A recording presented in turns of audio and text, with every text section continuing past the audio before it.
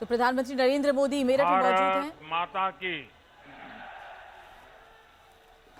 भारत माता की यूपी की राज्यपाल श्रीमती आनंदीबेन पटेल, यहां के लोकप्रिय और ऊर्जावान मुख्यमंत्री श्रीमान योगी आदित्यनाथ जी, उप मुख्यमंत्री श्री केशव प्रसाद मौर्य जी, केंद्रीय मंत्रिमंडल के मेरे सहयोगी श्री संजीव बालियान जी, वीके सिंह जी, मंत्री श्री दिनेश खटीक जी, उपेंद्र त्रिपाठी जी, श्री कपिल देव अग्रवाल जी, संसद में मेरे साथी श्रीमान सतपाल सिंह जी, राजेंद्र अग्रवाल जी, विजय सिंह जी तोमर, श्रीमती कांता कर्णब जी, विधायक भाई सोमेंद्र तोमर जी, संगीत सोम जी,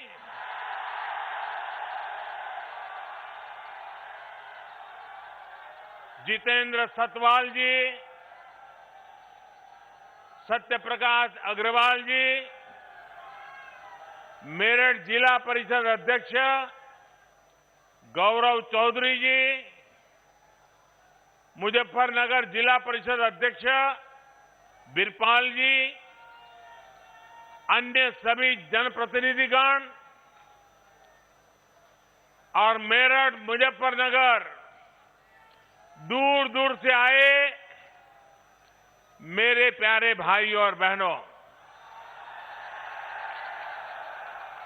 आप सभी को 2022 की बहुत बहुत शुभकामनाएं।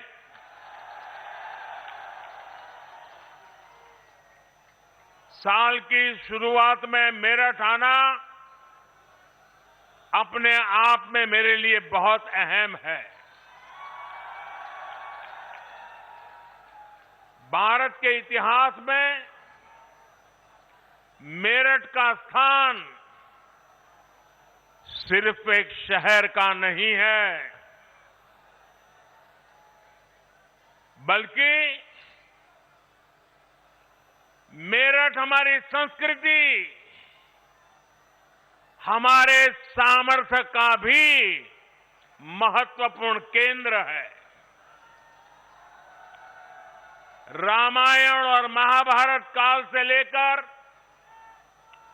जैन तीर्थंकरों और पंच प्यारों में से एक भाई धर्म सिंह तक मेरठ ने देश की आस्था को ऊर्जावान किया है।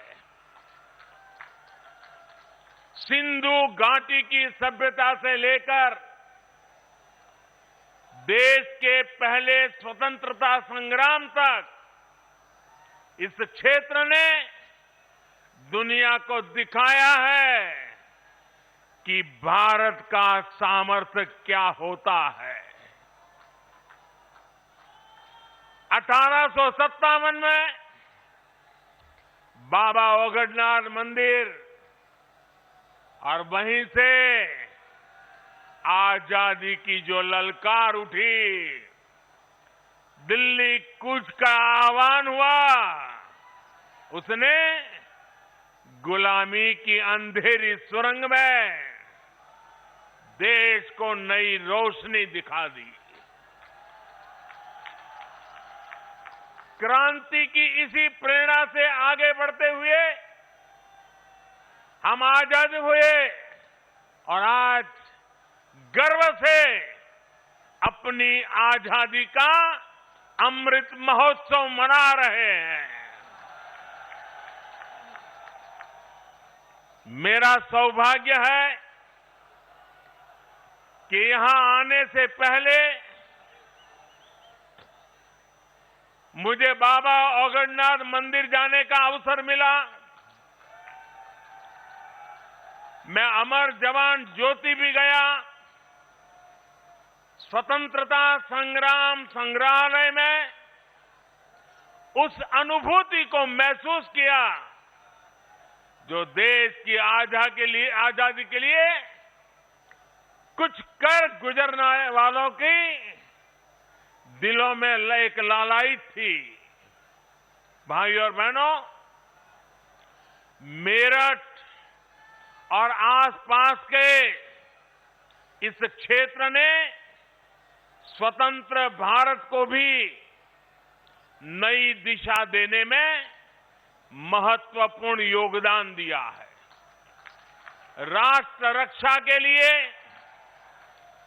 सीमा पर बलिदान हो या फिर खेल के मैदान में राष्ट्र के लिए सम्मान, राष्ट्रभक्ति की अलख को इस क्षेत्र ने सदा सर्वदा प्रज्वलित रखा है। नूरपुर मड़ैया ने चौधरी चरण सिंह जी के रूप में देश को एक विजनरी नेतृत्व भी दिया। मैं इस प्रेरणा स्थली का वंदन करता हूं, मेरठ और इस क्षेत्र के लोगों का अभिनंदन करता हूं। भाइयों और बहनों, मेरठ देश की एक और महान संतान मेजर ध्यानचंद जी की भी कर्मस्थली रहा है। कुछ महीने पहले केंद्र सरकार ने देश के सबसे बड़े खेल पुरस्कार का नाम दद्दा के नाम पर कर दिया। आज मेरठ की स्पोर्ट्स यूनिवर्सिटी मेजर ध्यानचंद जी को समर्पित की जा रही है। और जब इस यूनिवर्सिटी का नाम मेजर ध्यानचंद जी से जुड़ जाता है तो उनका पराक्रम तो प्रेरणा देता ही है, लेकिन उनके नाम में भी एक संदेश है। उनके नाम में जो शब्द है ध्यान, बिना ध्यान केंद्रित किए, बिना फोकस एक्टिविटी किए कभी भी सफलता नहीं मिलती है। और इसलिए जिस यूनिवर्सिटी का नाम ध्यानचंद से जुड़ा हुआ हो, वहां पूरे ध्यान से काम करने वाले नौजवान देश का नाम रोशन करेंगे, ये मुझे पक्का विश्वास है। मैं उत्तर प्रदेश के नौजवानों को यूपी की पहली स्पोर्ट्स यूनिवर्सिटी के लिए बहुत बहुत बधाई देता हूं। 700 करोड़ रुपए की लागत से बनने वाली ये आधुनिक यूनिवर्सिटी दुनिया की श्रेष्ठ स्पोर्ट्स यूनिवर्सिटीज में से एक होगी। यहां युवाओं को खेलों से जुड़ी अंतर्राष्ट्रीय सुविधाएं भी तो मिलेगी, ये एक करियर के रूप में स्पोर्ट्स को अपनाने के लिए जरूरी स्किल्स का निर्माण करेगी। यहां से हर साल 1000 से अधिक बेटे बेटियां बेहतरीन खिलाड़ी बनकर निकलेंगे। यानी क्रांतिवीरों की नगरी, खेल वीरों की नगरी के रूप में भी अपनी पहचान को और सशक्त करेगी। साथियों, पहले की सरकारों से यूपी में, जब पहलों की सरकारें थी तब यूपी में अपराधी अपना खेल खेलते थे, माफिया अपना खेल खेलते थे। पहले यहां अवैध कब्जे के टूर्नामेंट होते थे, बेटियों पर फप्तियां कसने वाले खुलेआम घूमते थे। हमारे मेरठ और आसपास के क्षेत्रों के लोग कभी भूल नहीं सकते कि लोगों के घर जला दिए जाते थे। और पहले की सरकार अपने खेल में लगी रहती थी। पहले की सरकारों के खेल का ही नतीजा था कि लोग अपना पुश्तैनी घर छोड़कर पलायन के लिए मजबूर हो गए थे। अब योगी जी की सरकार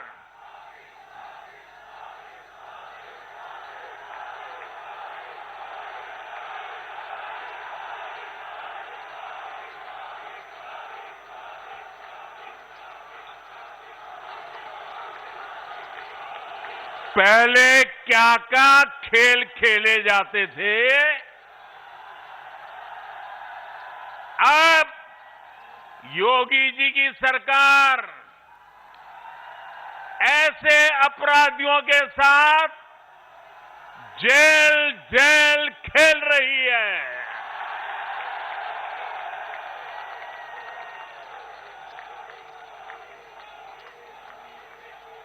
5 साल पहले इसी मेरठ की बेटियां शाम होने के बाद अपने घर से निकलने से डरती थी। आज मेरठ की बेटियां पूरे देश का नाम रोशन कर रही है।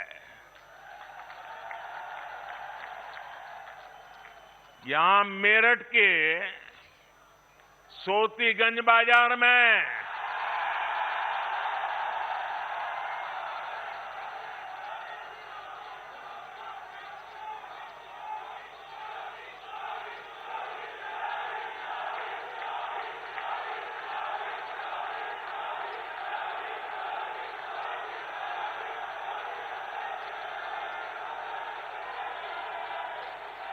साथियों, ये सोतीगंज बाजार में गाड़ियों के साथ होने वाले खेल का भी अब द एंड हो रहा है।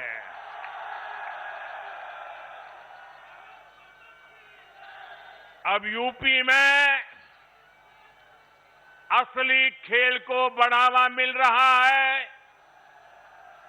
यूपी के युवाओं को खेल की दुनिया में छा जाने का मौका मिल रहा है। साथियों, हमारे यहां कहा जाता है, महाजनों येन गताः स पंथाः, अर्थात जिस पथ पर महान जन, महान विभूतियां चले, वही हमारा पथ है। लेकिन अब हिंदुस्तान बदल चुका है। अब हम 21वीं सदी में हैं और इस 21वीं सदी के नए भारत में सबसे बड़ा दायित्व हमारे युवाओं के पास ही है। और इसलिए अब मंत्र बदल गया है। 21वीं सदी का तो मंत्र है, युवा जनों येन गता सपंथाः। जिस मार्ग पर युवा चल रहे वही मार्ग देश का मार्ग है। जिधर युवाओं के कदम बढ़ जाए मंजिल अपने आप चरण चूमने लग जाती है। युवा नए भारत का कर्णधार भी है। युवा नए भारत का विस्तार भी है।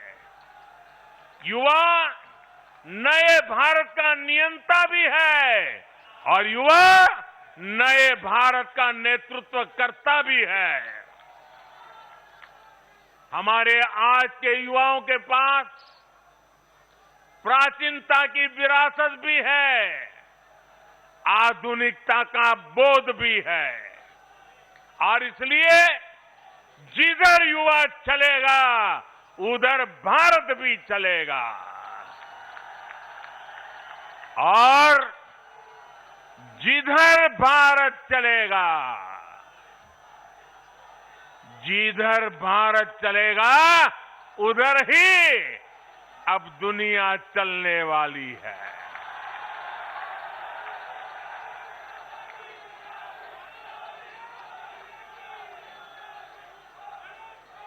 आज हम देखें तो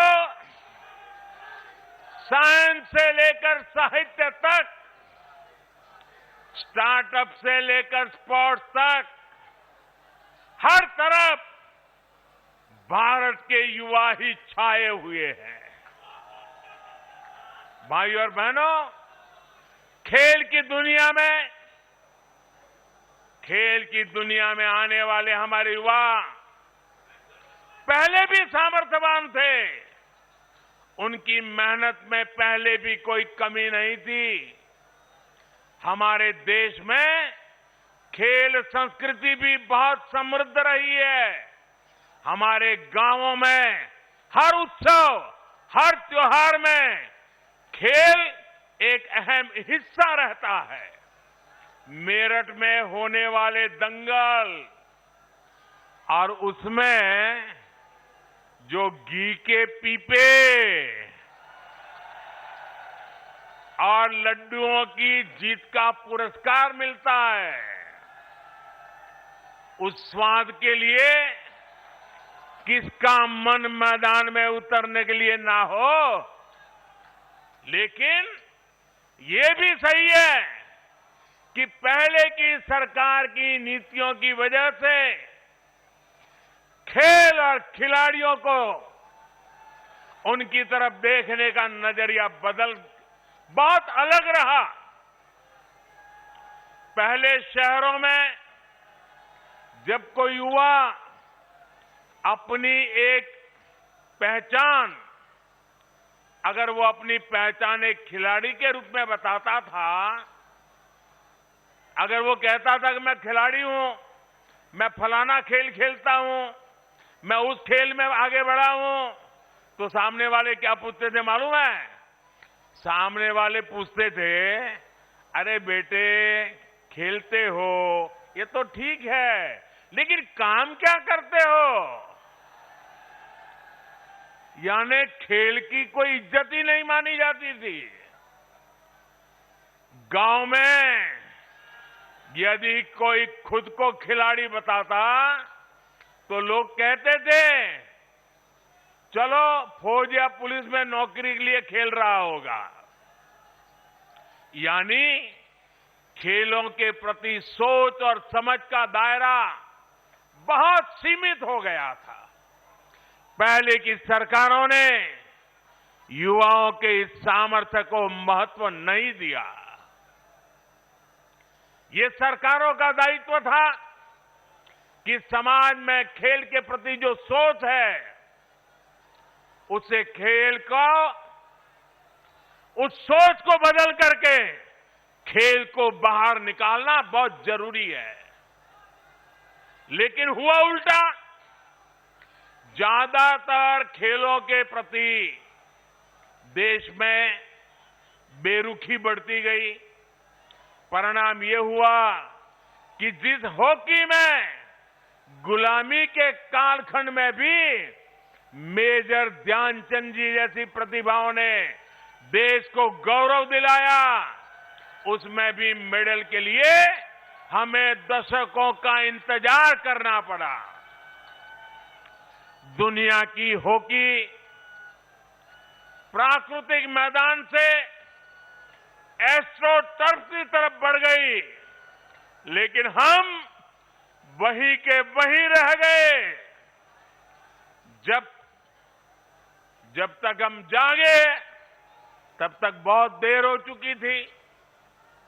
ऊपर से ट्रेनिंग से लेकर टीम सिलेक्शन तक हर स्तर पर भाई भतीजावाद, बिरादरी का खेल, भ्रष्टाचार का खेल, लगातार हर कदम पर भेदभाव और पारदर्शिता का तो नामो निशान नहीं। साथियों, हॉकी तो एक उदाहरण है, ये हर खेल की कहानी थी। बदलती टेक्नोलॉजी, बदलती डिमांड, बदलती स्किल्स के लिए देश में पहले की सरकारें बेहतरीन इकोसिस्टम तैयार ही नहीं कर पाई। साथियों, देश के युवाओं का जो असीम टैलेंट था, वो सरकारी बेरुखी के कारण बंदिशों में जकड़ा हुआ था। 2014 के बाद उसे जकड़ने से बाहर निकालने के लिए, उस जकड़ में से बाहर निकालने के लिए हमने हर स्तर पर रिफॉर्म किए। खिलाड़ियों के सामर्थ्य को बढ़ाने के लिए हमारी सरकार ने अपने खिलाड़ियों को 4 शस्त्र दिए हैं। खिलाड़ियों को चाहिए संसाधन, खिलाड़ियों को चाहिए ट्रेनिंग की आधुनिक सुविधा, खिलाड़ियों को चाहिए अंतर्राष्ट्रीय एक्सपोजर, खिलाड़ियों को चाहिए चयन में पारदर्शिता। हमारी सरकार ने बीते वर्षों में भारत के खिलाड़ियों को ये 4 शस्त्र जरूर मिले, इसे सर्वोच्च प्राथमिकता दी है। हमने स्पोर्ट्स को युवाओं की फिटनेस और युवाओं के रोजगार, स्वरोजगार, उनकी कैरियर से जोड़ा है। टारगेट ओलंपिक पोडियम स्कीम यानी टॉप्स, ऐसा ही एक प्रयास रहा है। आज सरकार देश के शीर्ष खिलाड़ियों को उनके खाने पीने, फिटनेस से लेकर ट्रेनिंग तक लाखों करोड़ों रुपयों की मदद दे रही है। खेलो इंडिया अभियान के माध्यम से आज बहुत कम उम्र में ही देश के कोने कोने में टैलेंट की पहचान की जा रही है। ऐसे खिलाड़ियों को इंटरनेशनल लेवल का एथलीट बनाने के लिए उनकी हर संभव मदद की जा रही है। इन्हीं प्रयासों की वजह से आज जब भारत का खिलाड़ी अंतर्राष्ट्रीय मैदान पर उतरता है तो फिर उसका प्रदर्शन दुनिया भी सराहती है, देखती है। पिछले साल हमने ओलंपिक में देखा, हमने पैरा ओलंपिक में देखा, जो इतिहास में पहले कभी नहीं हुआ, वो पिछले ओलंपिक में मेरे देश के वीर बेटे बेटियों ने करके दिखाया। मेडल की ऐसी जड़ी लगा दी कि पूरा देश कह उठा, एक स्वर से देश बोल उठा, खेल के मैदान में भारत का उदय हो गया है। भाइयों और बहनों, आज हम देख रहे हैं कि उत्तर प्रदेश, उत्तराखंड के अनेक छोटे छोटे गांवों कस्बों से, सामान्य परिवारों से बेटे बेटियां भारत का प्रतिनिधित्व कर रहे हैं। ऐसे खेलों में भी हमारी बेटे बेटियां आगे आ रही हैं, जिनमें पहले संसाधन संपन्न परिवार के युवा ही हिस्सा ले पाते थे। इसी क्षेत्र के अनेक खिलाड़ियों ने ओलंपिक्स और पैरालंपिक्स में देश का प्रतिनिधित्व किया है। सरकार गांव-गांव में जो आधुनिक स्पोर्ट्स इंफ्रास्ट्रक्चर निर्माण कर रही है, उसका ही ये परिणाम है। पहले बेहतर स्टेडियम सिर्फ बड़े शहरों में ही उपलब्ध थे। आज गांव के पास ही खिलाड़ियों के ये सुविधा दी जा रही है। साथियों, हम जब भी एक नई कार्य संस्कृति को बढ़ाने का प्रयास करते हैं, तो इसके लिए 3 चीजें जरूरी होती है: सानिध्य, सोच और संसाधन। खेलों से हमारा सानिध्य सदियों पुराना रहा है, लेकिन खेल की संस्कृति पैदा करने के लिए खेलों से हमारे पुराने संबंध से ही काम नहीं चलेगा। हमें इसके लिए एक नई सोच भी चाहिए। देश में खेलों के लिए जरूरी है कि हमारे युवाओं में खेलों को लेकर विश्वास पैदा हो, खेल को अपना प्रोफेशन बनाने का हौसला बढ़े। और यही मेरा संकल्प भी है और ये मेरा सपना भी है। मैं चाहता हूं कि जिस तरह दूसरे प्रोफेशंस में से ही हमारे युवा स्पोर्ट्स को भी देखें, हमें ये भी समझना होगा कि जो कोई स्पोर्ट्स में जाएगा वो वर्ल्ड नंबर 1 बनेगा, ये जरूरी नहीं है। अरे देश में जब स्पोर्ट्स इकोसिस्टम तैयार होता है, तो स्पोर्ट्स मैनेजमेंट से लेकर स्पोर्ट्स राइटिंग और स्पोर्ट्स साइकोलॉजी तक स्पोर्ट्स से जुड़ी कितनी ही संभावनाएं खड़ी हो जाती है। धीरे धीरे समाज में ये विश्वास पैदा होता है कि युवाओं को स्पोर्ट्स की तरफ जाना एक सही निर्णय है। इस तरह का इकोसिस्टम तैयार करने के लिए जरूरत होती है संसाधनों की। जब हम जरूरी संसाधन, जरूरी इंफ्रास्ट्रक्चर विकसित कर लेते हैं, तो खेल की संस्कृति मजबूत होने लगती है। अगर खेलों के लिए जरूरी संसाधन होंगे, तो देश में खेलों की संस्कृति भी आकार लेगी, विस्तार लेगी। इसलिए आज इस तरह की स्पोर्ट्स यूनिवर्सिटी इतनी ही जरूरी है।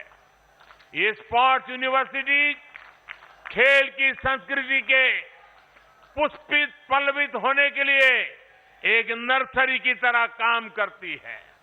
इसलिए ही आजादी के 7 दशक बाद 2018 में पहली नेशनल स्पोर्ट्स यूनिवर्सिटी हमारी सरकार ने मणिपुर में स्थापित की।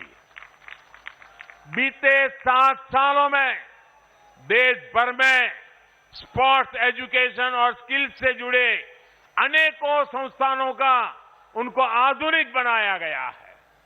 और अब आज major Dhyan Chand sports university sports में हायर एजुकेशन का एक और श्रेष्ठ संस्थान देश को मिला है।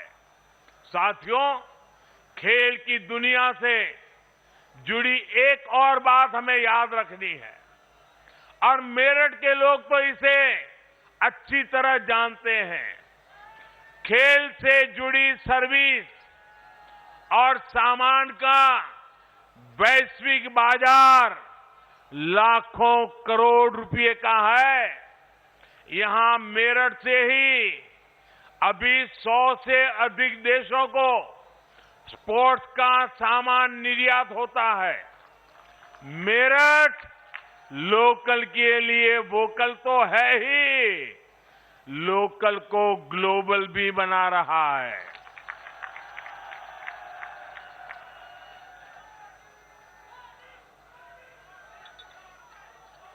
देश भर में ऐसे अनेक स्पोर्ट्स क्लस्टर्स को भी आज विकसित किया जा रहा है।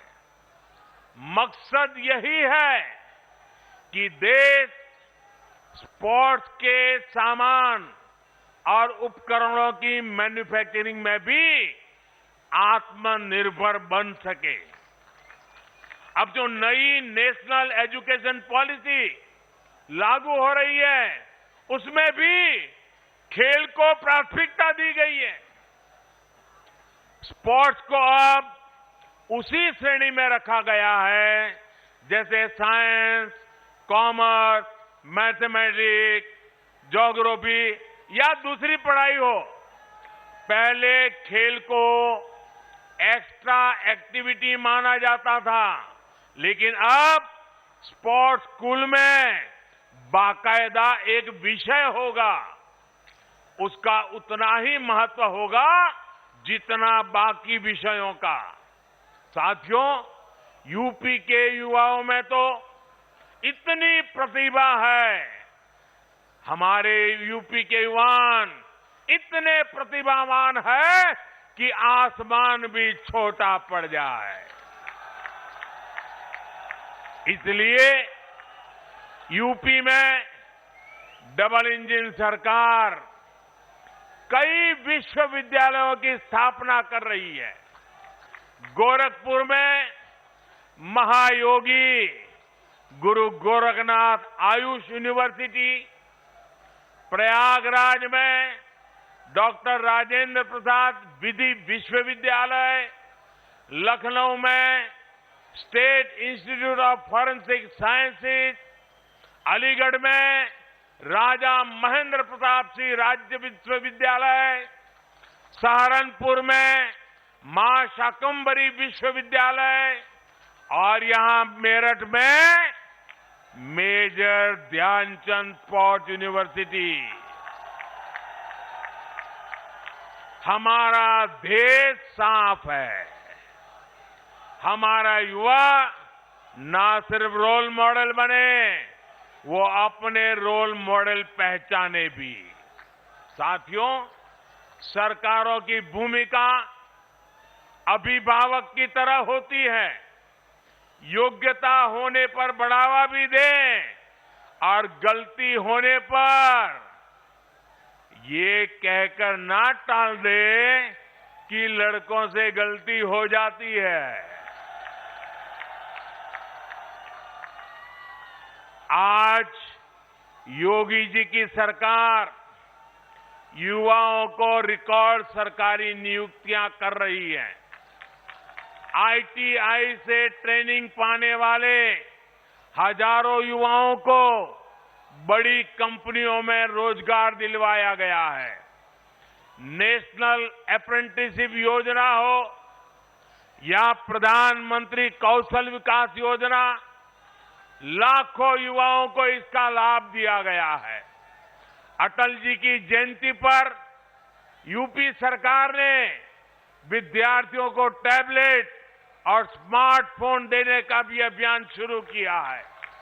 साथियों, केंद्र सरकार की एक और योजना के बारे में भी यूपी के नौजवानों को जानना बहुत जरूरी है।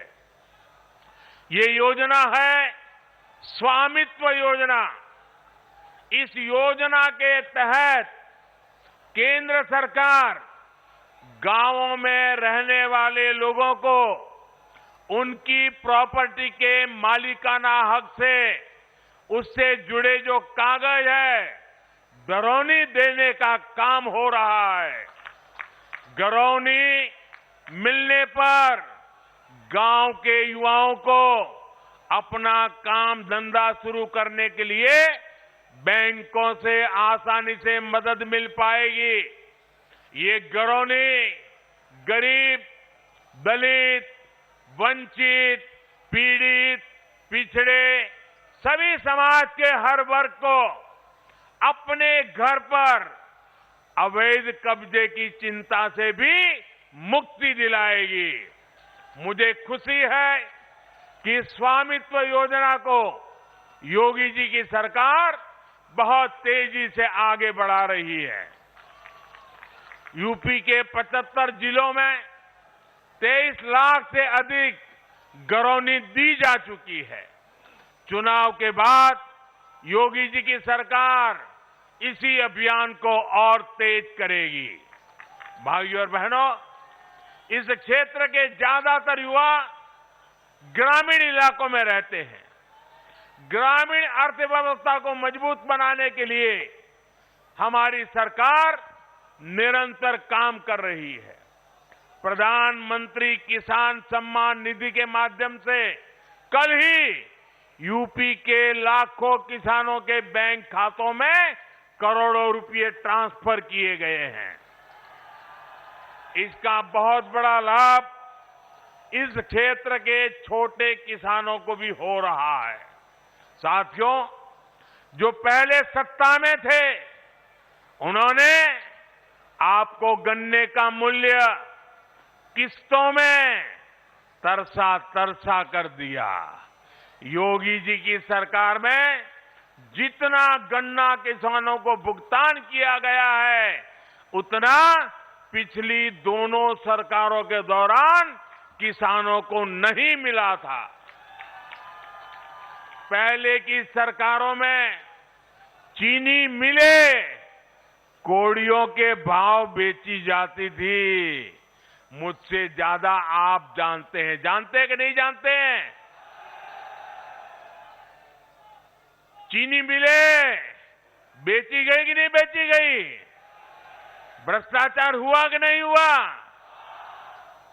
योगी जी की सरकार में मिलें बंद नहीं होती, यहां तो मिलों का विस्तार होता है, नई मिलें खोली जाती है।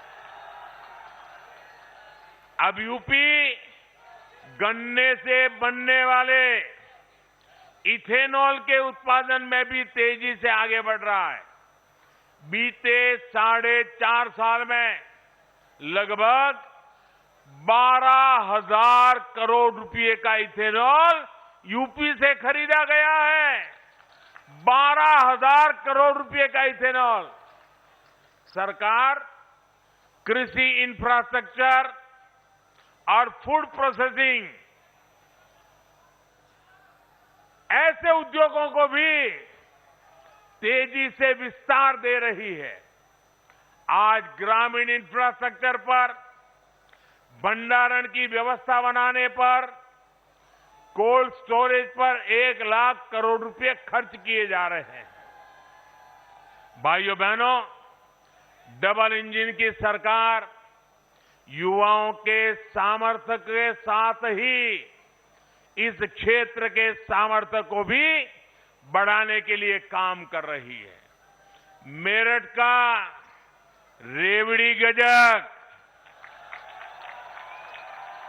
हैंडलूम,